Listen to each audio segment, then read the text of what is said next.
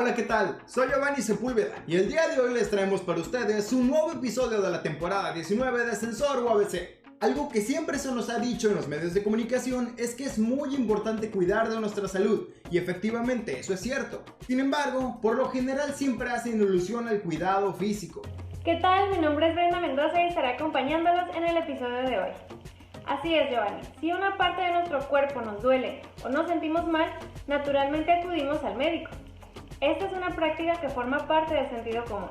Sin embargo, cuando algo nos afecta emocionalmente o nos impide gozar de una buena calidad de vida, muchas veces decidimos ignorar estos síntomas o tratar de solucionarlos por nuestra cuenta. Desgraciadamente así es en la mayoría de casos. En un gran sector de la población, todavía existe ese prejuicio de llevar a cabo un mejoramiento psicológico con un profesional de la salud. Pero si nuestra mente no se encuentra bien, tampoco lo estará en nuestro cuerpo. Esto puede llevar a consecuencias desfavorables. Y es por eso que el día de hoy te queremos hablar sobre la importancia que tiene en nuestra vida nuestra salud emocional. Ya comienza Sensor UABC.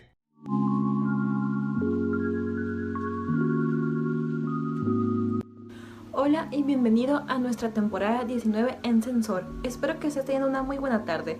Yo soy Rosa y el día de hoy te daré algunos tips para tu vida cotidiana que de seguro no sabías. Comencemos.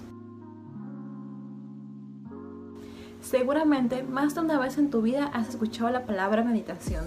Pero, ¿realmente sabemos qué es la meditación? Bueno, muchos lo conocen como una práctica donde tratas de llegar a un estado tanto de relajación en tu cuerpo como mente, así como también se le conoce como un ejercicio porque trata de llegar a un nivel que tu subconsciente y tu físico llegan a un punto de paz total consigo mismo.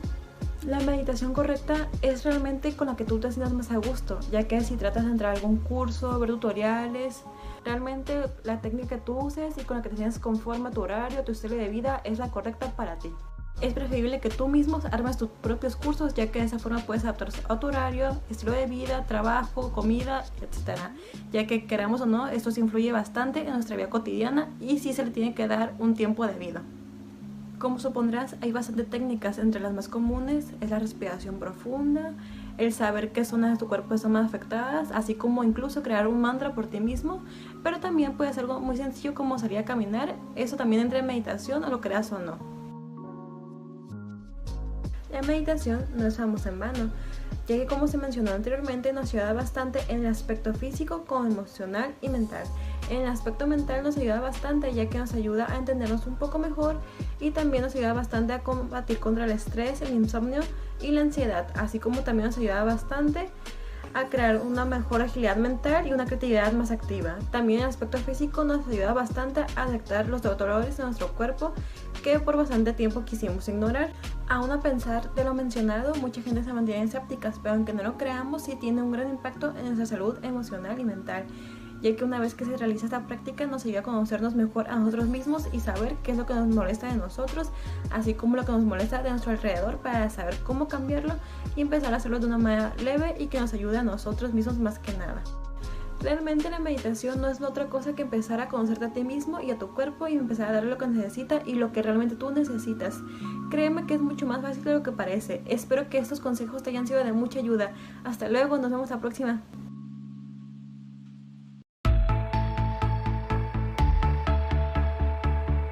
Hola, ¿qué tal? Soy Brenda Mendoza y bienvenidos al canal de Ilumina. En el video de hoy les hablaremos acerca del científico mexicano Mario Molina. Acompáñenos a verlo. José Mario Molina nació en la Ciudad de México en 1943 y murió en el año 2020. Fue un ingeniero químico mexicano egresado de la Facultad de Química de la UNAM y obtuvo su posgrado en Alemania. Se desempeñó como profesor catedrático e investigador en 8 de las más prestigiosas universidades e institutos del mundo, entre las que se destacan la UNAM y el Instituto Tecnológico de Massachusetts. Fue destacado por ser uno de los descubridores de las causas del agujero de ozono antártico, además de ser el primer mexicano en recibir la medalla presidencial de los Estados Unidos. A lo largo de su muy exitosa trayectoria, recibió 105 premios, condecoraciones y reconocimientos, entre los que se cuentan 39 doctorados. Fue miembro de al menos 70 academias científicas, asociaciones de profesionistas, colegios, consejos y comités. Escribió varios libros y publicó alrededor de 200 trabajos especializados. También colaboró con capítulos para al menos 8 libros e impartió más de 500 conferencias selectas e innumerables pláticas en las que de manera generosa compartió su vasto conocimiento. El 10 de diciembre de 1995 se convirtió en el tercer mexicano egresado de la UNAM en recibir el Premio Nobel por sus investigaciones sobre la química atmosférica y la predicción del adelgazamiento de la capa de ozono, como consecuencia de la emisión de ciertos gases industriales. Su muy destacada investigación y publicaciones sobre el tema de los clorofluorocarbonos condujeron al Protocolo de Montreal de las Naciones Unidas, siendo el primer tratado internacional que ha enfrentado con efectividad un problema ambiental mundial de origen antropogénico. Mario Molina recibió el Premio Nobel de Química junto a Paul Cruzen y Frank Rowland por sus trabajos sobre la química de la atmósfera, en específico sobre la formación y descomposición del ozono.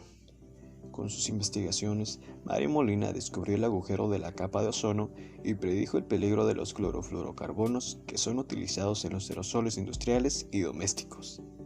Estos gases tienen la capacidad de destruir la capa de ozono y pueden permanecer en la atmósfera hasta por 100 años. Molina también demostró la existencia de reacciones químicas desconocidas hasta ese momento, que ocurren en la superficie de partículas de hielo e incluso aquellas que se encuentran en la atmósfera. Asimismo, Molina propuso y demostró nuevas reacciones catalíticas que explican gran parte de la destrucción del ozono en la estratosfera polar. Aportaciones de Mario Molina. En 2018, Mario Molina recalcó la importancia de cumplir con el Acuerdo de París, el cual tiene el objetivo de regular las emisiones de gases de efecto invernadero, e insistió las graves consecuencias ambientales que conllevaría el incumplimiento de este acuerdo. Como parte de su labor hacia la política de la ciencia, el profesor Molina se enfocó en combatir el cambio climático e impulsó acciones globales a favor del desarrollo sustentable, a la par de un desarrollo económico vigoroso, de acuerdo con el Centro Mario Molina. Una de las aportaciones más recientes de Molina fue a través del Centro Mario Molina, donde el científico mexicano y otros expertos hicieron una comparación de las tendencias en infecciones del nuevo virus en Italia y en Nueva York, esto antes y después del uso obligatorio del cubrebocas. El estudio titulado Identificando la transmisión aérea como la ruta dominante para la propagación del virus, descubrió que esta medida de salud previno más de 70,000 infecciones en Italia, del 6 de abril al 9 de mayo, así como más de 66,000 infecciones en Nueva York, entre el 17 de abril y el 9 de mayo. Ahora ya sabes un poco más acerca del científico mexicano Mario Molina. Esperamos que este tema te haya resultado interesante y te esperamos en un próximo video. El equipo ARPA Ilumina agradece tu atención. Hasta pronto.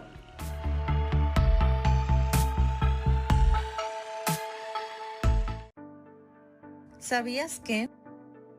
La medicina es un campo en constante evolución, desde la creación de medicamentos para controlar enfermedades tanto leves como graves, así como la invención de ciertas máquinas para ayudar. ¿No es así? A continuación presentaremos algunas de las innovaciones más recientes a lo que corresponde al campo médico. Comencemos. Telemedicina. Se dio a conocer en 1959 en Nebraska por Cecil Whitson, quien comenzó sus primeros cursos de teleeducación y telepsiquiatría en su hospital y el Hospital del Estado en Norfolk, Virginia, a 180 kilómetros de distancia, pero tomó poder y desarrollo a causa del COVID-19. Pero, ¿en qué consiste la telemedicina? Bueno, es la prestación de servicios médicos a distancia con apoyo de los medios de comunicación. Marcapasos conectados a teléfonos inteligentes. El desarrollo de marcapasos conectados a teléfonos inteligentes surge por la necesidad de monitorear que los latidos del corazón de una persona sean los correctos y así evitar arritmias, puesto que los dispositivos como marcapasos envían impulsos eléctricos a las cámaras del músculo cardíaco para contraerse y bombear sangre al cuerpo, Se utilizan para prevenir o corregir efectivamente lo que son las arritmias, es decir, latidos del corazón irregulares, demasiado lento o demasiado rápido. Estos nuevos dispositivos de marcapasos con Bluetooth pueden solucionar los problemas de conexión entre los pacientes y su tratamiento cardíaco. Prótesis inteligentes. Personas que por circunstancias distintas coinciden en la falta de alguna extremidad tienen el desafío de acostumbrarse a usar distintas prótesis según su necesidad, pierna, mano, brazo o incluso cadera. Esto incluso le sucedía a los egipcios en sus tiempos más antiguos.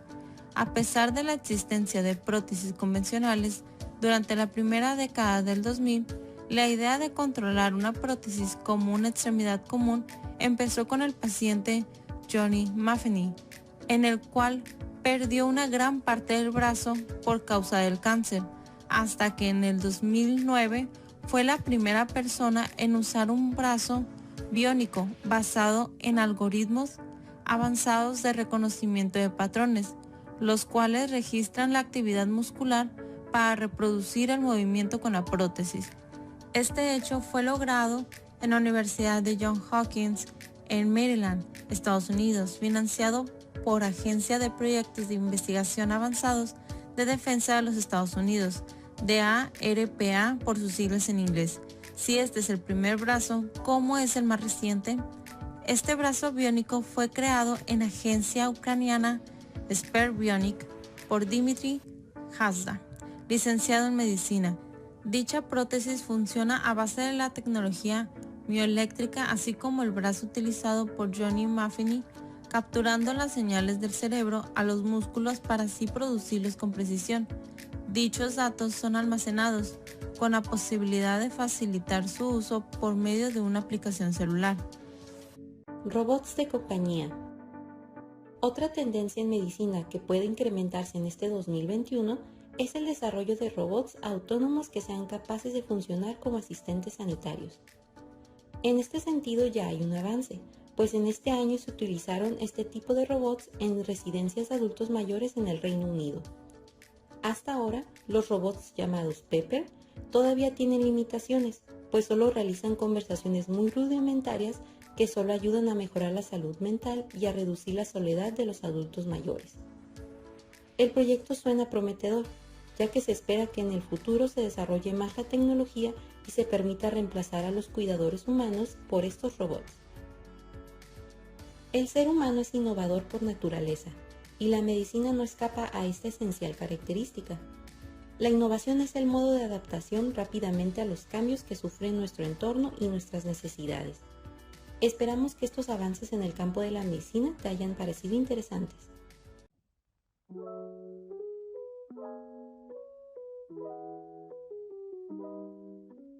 Hola, ¿qué tal? Bienvenidos a la sección de A Ciencia Cierta.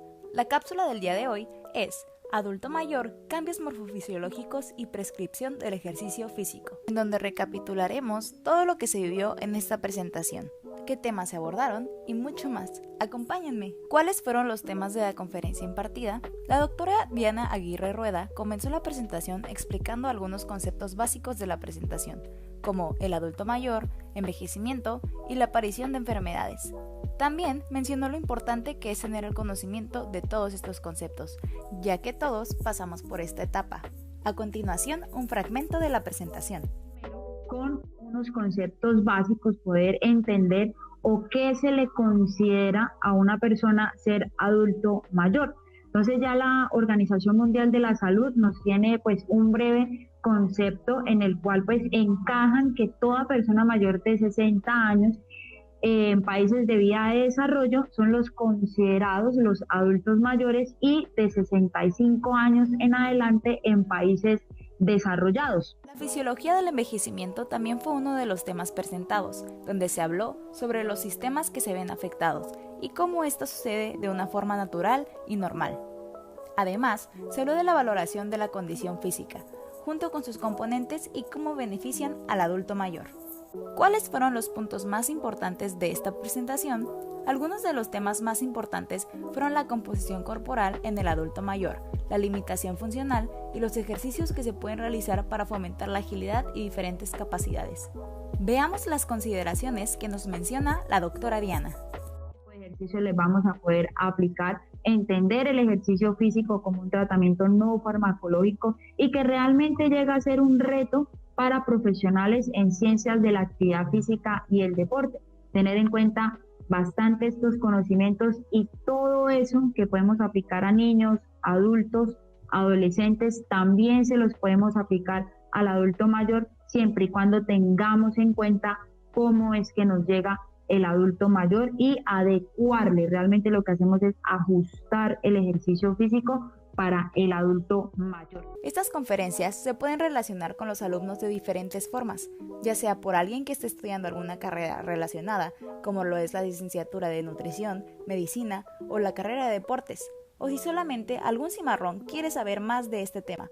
Estas presentaciones, conferencias y eventos ayudan a los cimarrones a crear conciencia, ya sea entre sus amigos o familia. También fomenta la investigación y curiosidad de ellos. Esto fue un poco de lo que se vio en la presentación de Adulto Mayor, cambios morfofisiológicos y prescripción del ejercicio físico. Espero y esta recapitulación haya sido de tu agrado. Nos vemos pronto. Gracias. ¿Qué sucede cuando te encuentras muy estresado o agobiado? ¿Te resulta difícil calmarte o salir de ese estado de ánimo? De acuerdo con la Clínica Mayo, existen técnicas que pueden ayudarnos cuando llegamos a experimentar esas emociones fuertes. ¿Te ayuda a platicar con tus amigos, ver una serie o escuchar música para relajarte? No es de extrañar que durante estas épocas busquemos desahogarnos entre nosotros. Todo es parte de un buen o mal manejo de la salud emocional. Es por ello que es importante que los individuos desde pequeños puedan adquirir herramientas para un futuro y de paso destruir el estigma de que asistir con un psicólogo es un tabú o una equivocación. ¿Has llegado a acudir con algún psicólogo en tu vida? ¿Cómo te sentiste? No necesitas tener una enfermedad o un problema serio para acudir con un psicólogo. De hecho, de acuerdo con profesionales de la salud mental, también se aconseja que visitemos al menos 2 veces al año a nuestro psicólogo y de esta manera asegurarnos de cuidar nuestra salud mental. La Revolución Mexicana es uno de los procesos más recordados en nuestra actualidad, siendo tema clave en las escuelas, libros, películas e incluso canciones.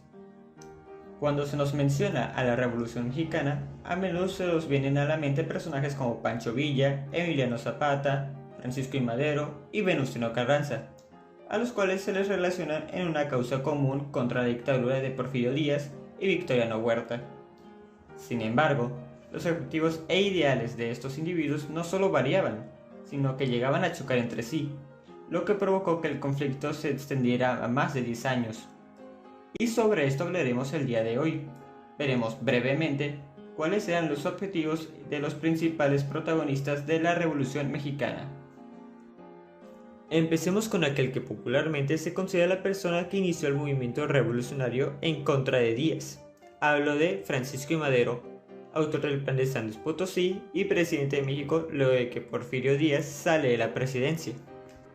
Uno podría pensar en primera instancia que Madero tendría ideas revolucionarias, que sus objetivos serían establecer un gobierno con prácticas distintas a las de su predecesor.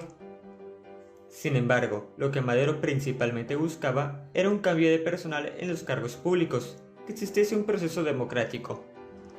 No estaba dentro de sus objetivos tratar los problemas de desigualdad dentro de México, por lo menos no de manera directa. El hecho de que Madero no atendiera las demandas populares mientras se encontraba en el poder provocó que posteriormente otros caudillos se levantaran en su contra. Venustiano Carranza es considerado el sucesor ideológico de Madero, y como él buscaba unificar a México bajo un mismo sistema político. Cuando Huerta toma el poder, Carranza es de los primeros en levantarse en armas bajo la idea de formar un sistema político democrático y liberal, pero a diferencia de Madero, Carranza sí tenía en consideración las demandas populares, tales como la educación, reformas agrarias y la idea de crear una nueva constitución. Pero lo que Carranza más ambicionaba era estar al frente de este proyecto, puesto que él veía a la población como un medio político del cual podría valerse para conseguir poder, por lo que cuando no fue elegido como presidente en la Convención de Aguascalientes, vuelve a levantarse en armas, esta vez en contra de personajes como Villa y Zapata. En el caso de Villa y Zapata nos encontramos con un caso completamente distinto, pues en este apartado hablamos de dos individuos que no buscaban poder político. Lo que buscaban era haber realizado sus objetivos en el reparto agrario. Sin embargo, aunque tenían objetivos similares en apariencia, también se podrían distinguir por sus métodos, iniciando por el hecho de que el movimiento zapatista buscaba una restitución de tierras, las cuales habían sido arrebatadas de los campesinos décadas atrás. Esto se dio en la zona sur del país, en la cual, previo a la llegada de Díaz, las tierras eran de propiedad comunitaria. Por otro lado, el movimiento de Villa se dio en el norte, una zona en la cual los hacendados se habían hecho con las tierras antes de que los peones tuvieran siquiera acceso a ellas, por lo que el movimiento villista no buscaba una restitución, sino una expropiación de las tierras para convertirlas en pequeñas propiedades. Este enfoque hizo que ambos personajes ganaran una gran popularidad, pero a la vez los llevó a enemistarse con Carranza, pues no se sometieron a sus intereses. Teniendo en cuenta todo esto, podemos concluir que la era de la Revolución Mexicana fue una época realmente compleja, llena de choques de intereses, traiciones y conflictos políticos. Es por ello que es necesario revivir estos temas para su estudio y divulgación, pues nos ayudan a comprender a nuestro México contemporáneo. Esto es todo por mi parte. Hasta pronto. Tiburón luciérnaga. Cuando escuchas la palabra tiburón, lo más probable es que pienses en ese animal fuerte y grande que habita en el océano, siempre sonriente con esos dientes filosos. Un animal clasificado como depredador y al que muchos le temen. Lo cierto es que existen diversas especies de esta gran criatura. Los hay grandes y pequeños, algunos de ellos capaces de convivir con el ser humano. Tal es el caso del tiburón luciérnaga. El tiburón de bolsillo que puede alcanzar los 14 centímetros de largo. Poco temible, pero maravilloso. Descubrimiento de la especie. En 2010, un equipo de científicos logró identificar esta especie de tiburón enano en el Golfo de México, la cual llamaron tiburón enano americano. Esta especie no es la única que produce bioluminiscencia. Se estima que alrededor del 90% de las especies que viven en aguas abiertas tienen esta habilidad. Sin embargo, se tiene poca información sobre las criaturas que habitan en las profundidades marinas. David Gruber, biólogo marino oriundo de Estados Unidos, menciona que es un proceso completamente diferente de biofluorescencia, ya que se basa en metabolitos de moléculas. De estos metabolitos se conoce que son fluorescentes y que, como en otros vertebrados, activan vías que juegan un papel en los sistemas inmunitario y nervioso central. ¿Por qué se llama tiburón luciérnaga? Esta criatura dispone de unas bolsas en los laterales y cerca de las branquias, que producen el fluido que les permite emitir luminosidad. Estos tiburones tienen una visión completamente diferente del mundo en el que se encuentran debido a las propiedades biofluorescentes que exhibe su piel son únicamente detectadas a los ojos de la misma especie y del tiburón mismo. Esta especie de biofluorescencia no solo es diferente al de la mayoría de las criaturas marinas, sino que también puede desempeñar otras funciones útiles para los tiburones, como ayudarlos a identificarse en el océano o luchar contra las infecciones microbianas. Identificación de la especie.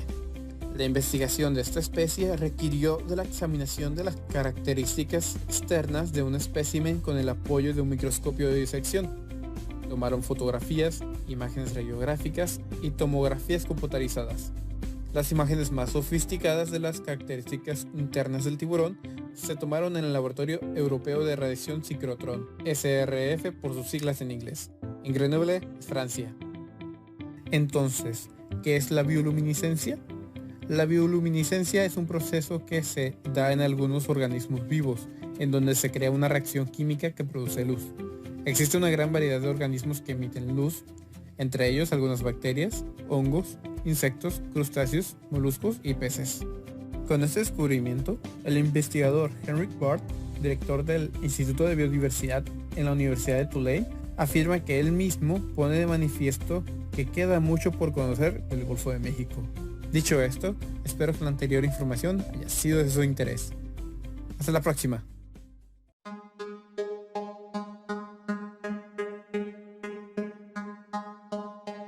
Hola, hoy nos acompaña el profesor Robert Terrones.